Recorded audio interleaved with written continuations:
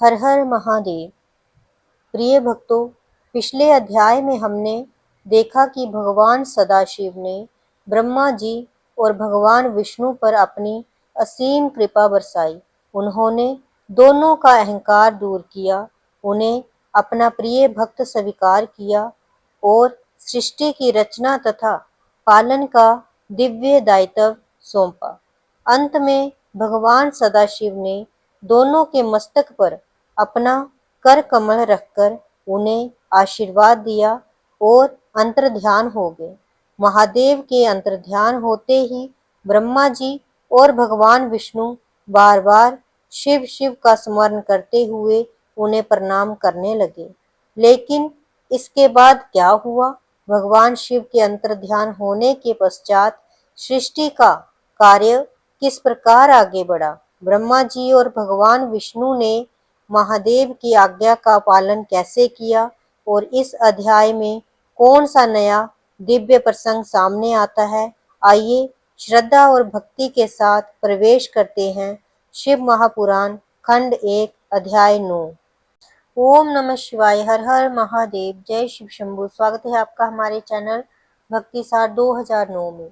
आज हम श्रवण करेंगे श्री महाशिव पुराण प्रथम खंड अध्याय 9, भगवान सदाशिव का प्रकट होना।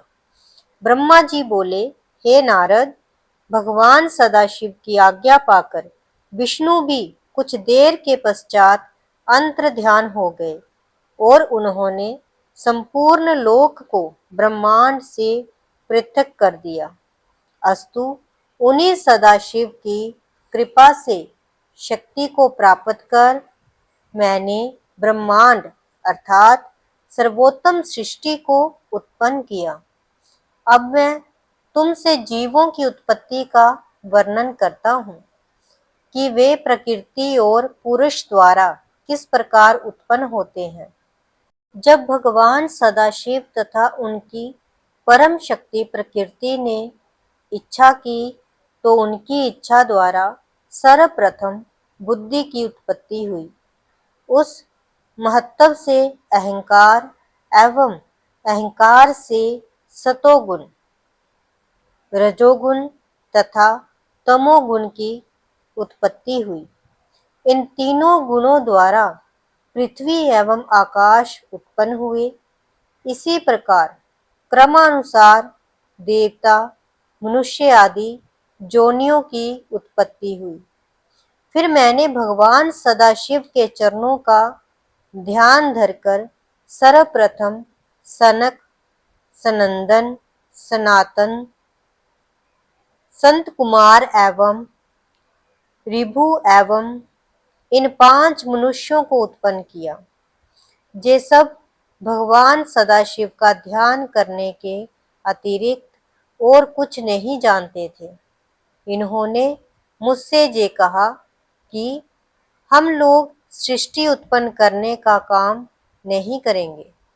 इस अवज्ञा को देखकर मुझे उनके ऊपर बहुत क्रोध आया, परंतु विष्णु जी के समझाने पर मैंने उस क्रोध को शांत कर लिया।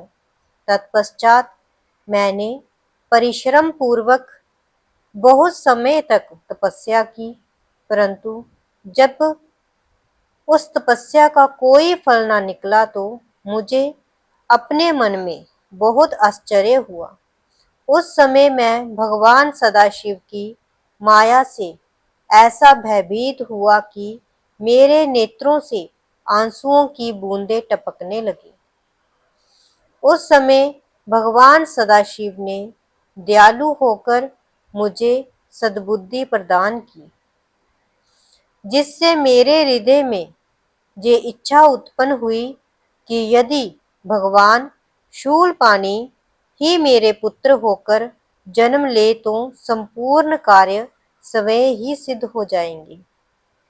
इस बात को मन में रखकर मैं फिर बहुत समय तक योग समाधि में लीन हो गया।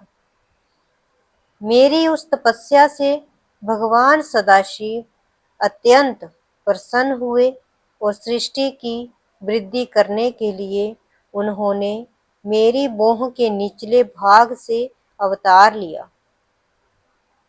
उन्होंने अपने उस अवतारी शरीर में वे चिन्ह प्रकट कर दिए जिन्हें मैंने सर्वप्रथम विष्णु जी के साथ उनका दर्शन प्राप्त करते समय देखा था। इस प्रकार उन्होंने मेरी सहायता करने हेतु अवतार लिया। तो भक्तों, आज के इस दिव्य अध्याय में हमने जाना कि सृष्टि की रचना केवल ब्रह्मा जी की शक्ति से संभव नहीं थी। जब जब वह असमर्थ हुए, तब तब भगवान सदाशिव ने अपनी असीम कृपा से उनका मार्गदर्शन किया। यही कारण है कि सृष्टि का प्रत्येक कार्य अंततः महादेव की इच्छा और उनकी शक्ति से ही पूर्ण होता है। हमने ये भी देखा कि भगवान सदाशिव की परम शक्ति से ही प्रकृति, बुद्धि, अहंकार, तीनों गुण और समस्त सृष्टि का विस्तार हुआ। और जब ब्रह्मा जी तपस्या के बाद भी सफल नहीं हुए, तब महादेव ने सवे अवतार लेकर उनकी सहायता की।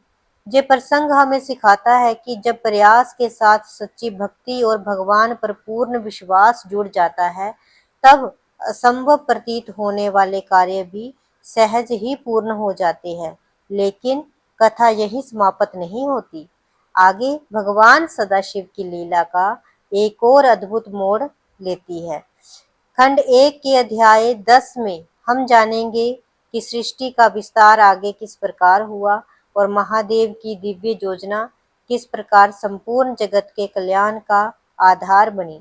यदि आज का ये अध्याय आपको अच्छा लगा हो तो इसे अन्य शिव भक्तों तक अवश्य पहुंचाइए। हर हर महादेव। जय भोलेनाथ।